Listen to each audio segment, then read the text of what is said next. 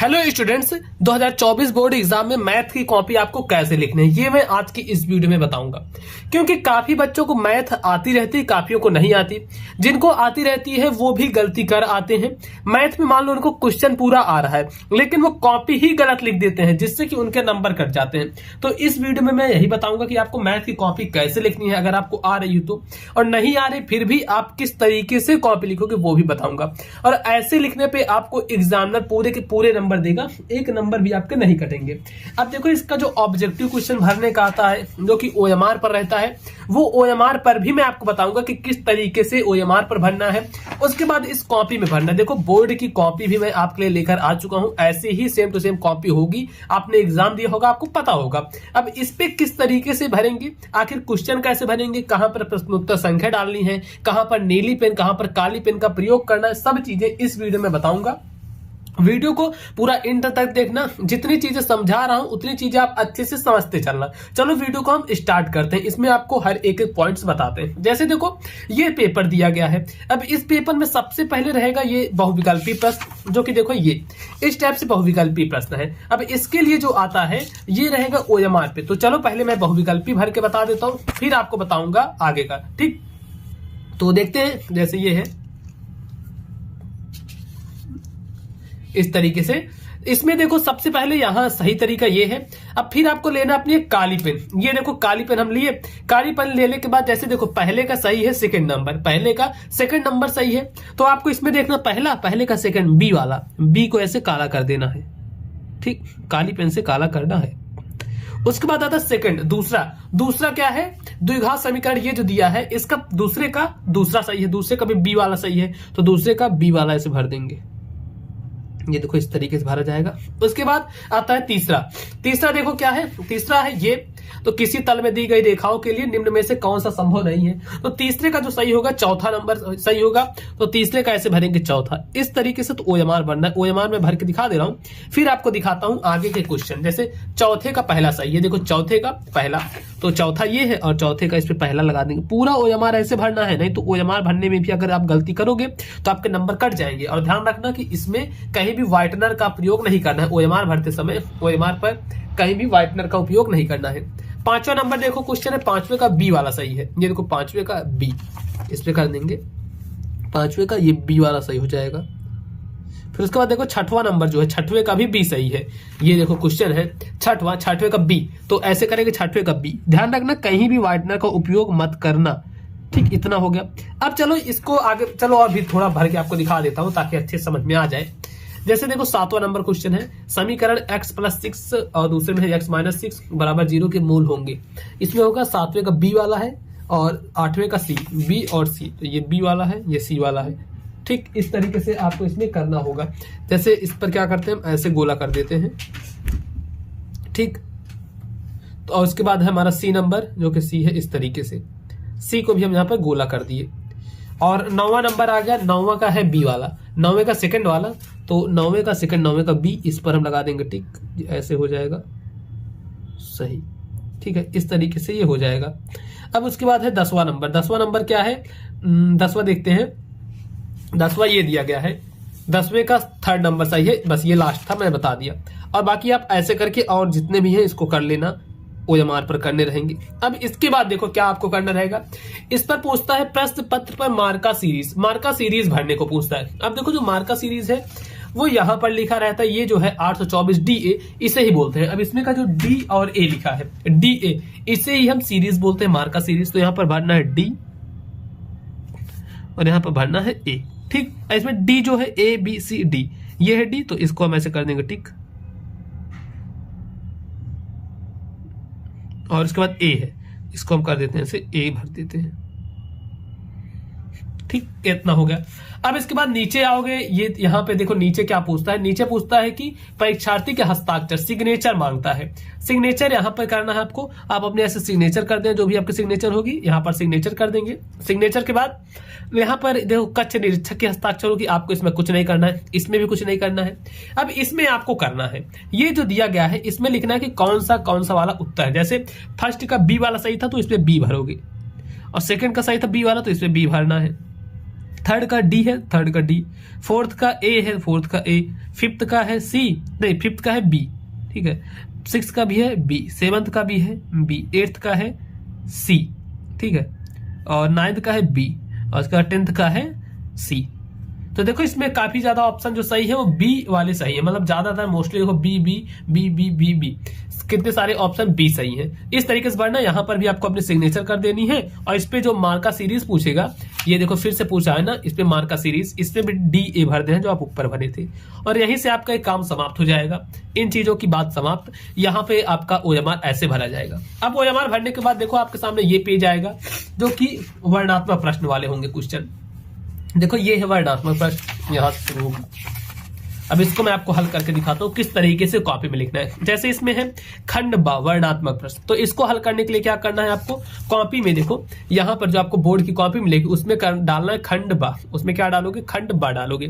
चलो यहाँ पर ऐसे करना है, और इस जगह पर डालना है ऐसे, नहीं उससे पहले क्या करना है, आपकी स्केल जो आपका हथियार है इसको क्या करना है, इस साइड में ऐसे करना है, लाइन खींच देनी है स्केल से, ये देखो ऐसे ही लाइन खींचनी है। एक लाइन हमने इधर खींच दिया, और एक लाइन इसी के पैरेलल, इसी के समांतर ऐसे हम लाइन खींच देंगे एक, तो ये देखो एक लाइन हमने यहां पर ऐसे खींच दिया, तो 2 लाइन खींच दिए। अब देखो इसके बाद क्या करना है, खंड ब वर्णात्मक प्रश्न डालना है। ये डालना बहुत ज्यादा जरूरी है, ऐसे लिखना खंड ब, ठीक है, खंड ब, और ब्रेकेट लगा के वर्णात्मक प्रश्न।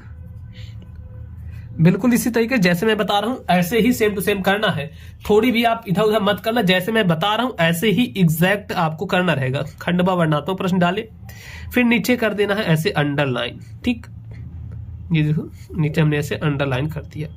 अब इतना करने के बाद देखो अब क्या चीज करनी है, इतना आप पे कर दिया। अब इसके बाद जो भी प्रश्न इसमें से करना है, जरूरी नहीं है कि आपको पहला ही करना है, मान लो आपको चौथा आ रहा है तो चौथा करना है, तो इसके चौथे करने के लिए क्या डालोगे, प्रश्नोत्तर संख्या 4।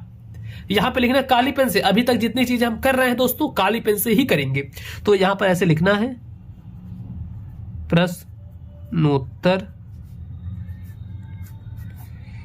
संख्या 4, प्रश्नोत्तर संख्या 4 डाल देंगे, और इसके बाद ये काली पेन इससे स्केल से इसके नीचे अंडरलाइन कर देंगे।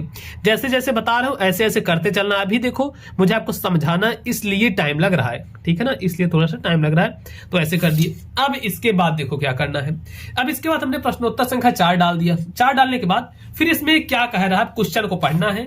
अब इसका पहले यहां पर लिख दो हल, इसमें ऐसे लिख दोगे हल, ठीक, हल लिख कर ऐसे इतना कर देना, इतनी चीजें।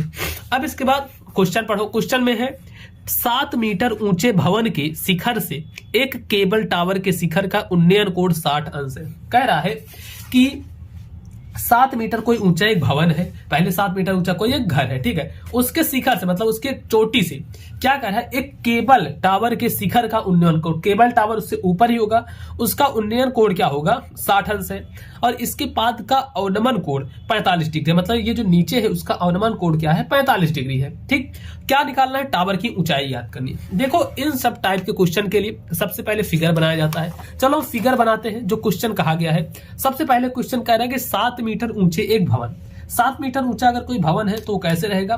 देखो स्केल की सहायता से बढ़िया एकदम आपको फिगर भी अच्छे से बनाना है, ताकि कहीं कोई दिक्कत ना हो, एग्जामिनर देखे तो उसको लगे कि हाँ किसी हम अच्छे स्टूडेंट की कॉपी चेक कर रहे हैं। कोई 7 मीटर ऊंचा भवन है तो लगभग यहाँ पे अगर बनाएंगे तो ये देखो इस तरीके से ऐसे बनेगा, ठीक, ऐसे बनेगा। अब इसके बाद क्या करें, 7 मीटर ऊंचा भवन हो गया। अब फिर इसके बाद है इसके शिखर से, 7 मीटर ऊंचे भवन के शिखर से, मतलब ये जो बिंदु है यहां से किसी केबल टावर के शिखर का उन्नयन कोण 60 अंश है। अब यहां से मान लो कोई केबल टावर है, एक केबल टावर यहां पर मान लेते हैं कि ये यहां से लेकर इतना बड़ा कोई केबल टावर है, ठीक, ये केबल टावर है।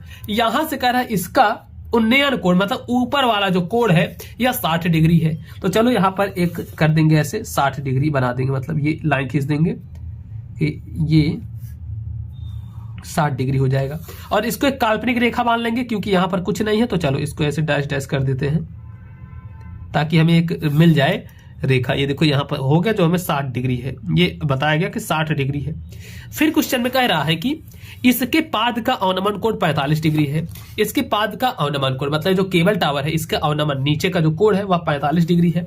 तो इसको करेंगे ऐसे, यहां से इसको मिलाएंगे लाइन से। चित्र बहुत अच्छे से बनाना है ताकि एग्जामिनर देखते ही समझ जाए कि कोई पढ़ने वाला स्टूडेंट है। इसको करना नीचे, और ये जो वैल्यू है ये आएगी 45 डिग्री। ठीक, अब देखो इतनी चीजें मिल गई। अब आपको निकालना क्या चीज है, फिर निकालना है टावर की ऊंचाई ज्ञात करनी है। ये जो ऊंचाई है ये ज्ञात करनी है। अब इससे पहले ये जमीन रहेगी नीचे की, इसको हम लाइन खींच के ऐसे मिला देते हैं। चलो ये तो जमीन ही होगी, ऐसे हमने लाइन खींच के मिला दिया, और इसको हम नाम दे देंगे अलग अलग। अब किसको क्या नाम देंगे, ये देखो ABCD कुछ ना कुछ इसको नाम दे देंगे। इसको हम नाम देंगे A, ये जो ऊपर वाला है इसको हम नाम A देंगे। फिर उसके बाद ये जो नीचे वाला इसको हम नाम देंगे B, ठीक, और इसको देंगे C, इसको देंगे D, ABCD, ठीक, इतना नाम दे दिए। कंफर्म इतना AB, देखो AB और उसके बाद CD, ठीक है, ABCD इतना नाम हमने दे दिया। अब इसके बाद देखो क्या करना है, क्या चीज करनी है ये समझ लो, और ये भी एक बचा, इसको E नाम दे देते हैं। अब इतना करने के बाद अब हमें जो निकालना है, ये देखो और कुछ चीजें दिया है। अब इसमें जो चित्र के हिसाब से कहा गया कि 7 मीटर ऊंचे भवन, 7 मीटर ऊंचा ये जो भवन है 7 मीटर है, इसको भी हम ऐसे लिख देंगे 7 मीटर या ऊंचा भवन है। अब देखो ये जो इसमें हमें निकालना है, इसकी ऊंचाई निकालनी है, इस टोटल की ऊंचाई निकालनी है। जो AB एक केबल टावर है और उसके यहां से ये चीज दी गई, ठीक है। अब प्रश्न में जो दिया है सबसे पहले यहां पर डालोगे ऐसे, पहले डालना दिया है, दिया है। अब क्या क्या चीजें दी गई हैं इसको देखते हैं। दिया गया है सबसे पहले तो इसमें दिया गया जो भवन है, भवन ना, ये भवन की ऊंचाई 7 मीटर, तो ऐसे लिखना है भवन की ऊंचाई, ठीक, भवन की ऊंचाई क्या है 7 मीटर है, तो ऐसे लिख देते हैं 7 मीटर, ठीक। उसके बाद यहां पर क्या दिया, ये सब कोण वगैरह दिया गया है कि भवन से इसका उन्नयन कोण क्या है। उसके बाद क्या दिया गया है कि शिखर का उन्नयन कोण, ठीक है, भवन के शिखर से केबल के टावर का उन्नयन कोण, तो ये दिया गया 60 डिग्री। ये सब हमने यहां पर दर्शा ही दिया है, इतनी चीज दी है। अब देखो डायरेक्ट लिखते हैं। अब ये जो त्रिभुज है ACE जो हमें दिया गया है वो 60 डिग्री है, ऐसे लिख दो। त्रिभुज मतलब एंगल A और ये C और E, ACE जो दिया गया है वह है 60 डिग्री। इसी तरीके से लिखना है, काली नीली पेन बहुत अच्छे से प्रयोग करना है, तब आपको नंबर मिलेंगे। फिर है जो दिया गया है ये ECB, ठीक है, एंगल ECB ये हमें दिया गया है 45 डिग्री। इतना है हमारे पास, ठीक है। अब इतना है तो अब क्या करेंगे, ये हमें 7 मीटर पता है, तो ये यहां की भी अगर ये इतना है तो ये भी 7 मीटर ही होगी क्योंकि इसी के बराबर होगा। तो अब यहां पर हमें लिखना है कि ये CD क्या है, हमें दिया गया है 7 मीटर, तो EB भी 7 मीटर ही होगा। लिखना है CB, ऐसे लिख दो कि CD जो ये है C और D यह बराबर है E और B के बराबर है, और दोनों बराबर किसके हैं 7 मीटर के, तो EB का मान भी हमारे पास निकल गया 7 मीटर, ठीक। इतना चीजें निकल गई। अब अगर हमें इतना का मान निकल गया तो हम क्या कर सकते हैं, हमें क्या निकालना है, C और E भी निकाल लेते हैं। CE ये कितना हो जाएगा, ये जो दिया गया ये, इसका भी मान हम निकाल लेते हैं। इसका मान हमें नहीं पता है, चलो इसका मान निकालेंगे पहले नीचे वाले का। इसको निकालने के लिए क्या कहेंगे, tan 45 डिग्री का अगर हम सूत्र लगा देंगे, tan थीटा लगाएंगे, tan बराबर होता है लंब बटे आधार, तो ये लंब हो जाएगा और ये हो जाएगा आधार। तो यहां पर हम लगाते हैं सूत्र tan 45 डिग्री का, ऐसे देखो ऐसे लिखना है, और यहां पर लिखना है tan 45 डिग्री बराबर, ये होता है लंब बटे आधार होता है। लंब है यहां पर B और E, लंब जो है इसी जो कोण होता है, कोण के सामने वाली भुजा होती है हमेशा लंब, जो कि है E और B, तो यहां पर लिख देंगे हम EB बटे आधार जो हो जाएगा C और E है, ऐसे लिख देंगे C और E। अब EB का मान क्या है, देखो E और B का मान क्या हो जाएगा, इसका मान है EB का मान है 7 डिग्री और tan 45 अंश का मान होता है 1, तो यहां पर ऐसे हम इसको सॉल्व करते हैं। tan 45 अंश का मान होता है 1 होता है, और EB का मान हमारे पास देखो कुछ यहां पर 7 मीटर है, तो ऐसे रखेंगे 7 मीटर बटे CE का मान निकालना है, अब देखो क्या अगर CE का गुणा कर दें 1 से तो CE ही आएगा बराबर 7। तो देखो हमें क्या CE का मान मिल गया, हमें ये देखो CE का मान भी मिल गया है। CE का मान भी हमारे पास यहाँ पर आ गया कि अच्छा CE का मान क्या होगा। इतनी चीजें आपको समझ में आई कि नहीं यहाँ पर। और देखो CE मतलब ये मान मिल गया है 7 मीटर, तो ये भी 7 मीटर होगा और ये भी 7 मीटर होगा। इतना चीजें मिल गए। अब देखो अगर हमारे पास ये इसका मान मिल गया है, ऐसे मैं आपको किसमें समझाऊं, देखो इसमें मैं आपको समझा देता हूं एक पेज में।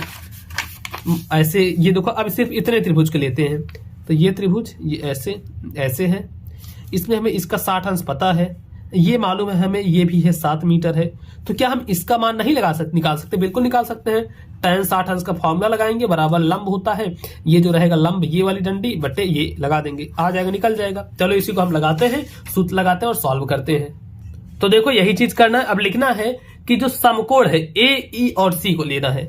ऐसे कोण यहां पर लिख दो कि ये जो समकोण है ए, ई, सी में, समकोण ए, ई, सी में मैंने अभी आपको बताया क्या लिखना है, tan 60 डिग्री। ऐसे लिखो tan 60 डिग्री बराबर लंब बटे आधार होता है, तो लंब देखते हैं। लंब यहां पर क्या लिखेंगे, tan 60 डिग्री। अब इसमें देखो लंब हमें पता नहीं है, ए, ई है, तो लंब लिख देंगे ए, ई बटे आधार है 7 मीटर। बस इसी को हल करना है। tan 60 अंश का मान क्या हो जाएगा, tan 60 अंश का मान होता है दोस्तों √3, तो ऐसे लिख देंगे √3 बराबर ए, ई बटे 7। अब ए, ई बटे 7 आ गया, और ए, ई का मान अगर निकालना चाहेंगे तो ए, ई बराबर हो जाएगा 7 गुणे √3, 7√3। ठीक, ए, ई का मान आ गया 7√3। अब जो ए, ई निकला है या तो अभी आधा ही है ना इसका, अगर आपको दिखाएं तो जो ए, ई निकला है इसका आधा ही है। तो ए, ई का जो मान है, अगर हमें टोटल ए, बी का मान चाहिए, टोटल में पूरी भुजा चाहिए थे, तो ए, बी बराबर चाहिए था। आप पीछे करके देख लेना, तो इसका बराबर होगा ए, बी जो बराबर होगा ए, ई प्लस ई और बी के। अब इन दोनों का मान हमें पता ही है, ए, ई का मान 7√3 है, 7√3 है, और इसका मान है 7, और इसको दोनों को जोड़ देंगे तो कितना आएगा, इन दोनों से कॉमन ले लेंगे, 7 बचेगा, यहाँ पर √3 और प्लस 1, 7√3 प्लस 1, यही आगे हमारी जो ऊंचाई है केबल टावर की। तो ए, बी का मान ऐसे लिखना है, काली पेन से अभी भी लिखना है ऐसे। और फिर देखो लास्ट में क्या लिखना है कि अतः केबल टावर की ऊंचाई, ऐसे लिखना है। फिर यहां पर लिखोगे अतः, काली पेन से ऐसे अतः को लिखना, फिर लिखना केबल टावर की ऊंचाई, नीली पेन से, केबल टावर की ऊंचाई। केबल टावर की ऊंचाई कितनी होगी, 7 ऐसे √3 प्लस 1 मीटर है। इस तरीके से लिख देना कि केबल टावर की ऊंचाई इतनी होगी। देखो ऐसे ही पूरा सॉल्व करना है क्वेश्चन। इसमें जो कितना बढ़िया हमने काली नीली पेन का उपयोग किया है और चित्र भी बनाया है, और इस तरीके से अगर आप बोर्ड परीक्षा में अपनी कॉपी लिखोगे तो आपके नंबर नहीं कटेंगे। और देखो हाँ, अगर आपकी मैथ की अभी तक कुछ भी तैयारी नहीं हुई है और मैथ की तैयारी आप बहुत बढ़िया तरीके से करना चाहते हो, तो इसी चैनल मोबाइल पर स्कूल पे मैं आपको हर चीजें बता रहा हूँ, इस पे पढ़ सकते हो। बाकी अगर कोर्स लेना चाहते हो जिसमें मैं अच्छे से हर चीजें एक एक चीजें बताया हूँ, तो उसकी भी लिंक भैया डिस्क्रिप्शन बॉक्स में दिया हुआ हूँ, तो वहां से आप देख सकते हो। बाकी हाँ दोस्तों, वीडियो को लाइक करना, चैनल पर नए तो चैनल को सब्सक्राइब कर लेना।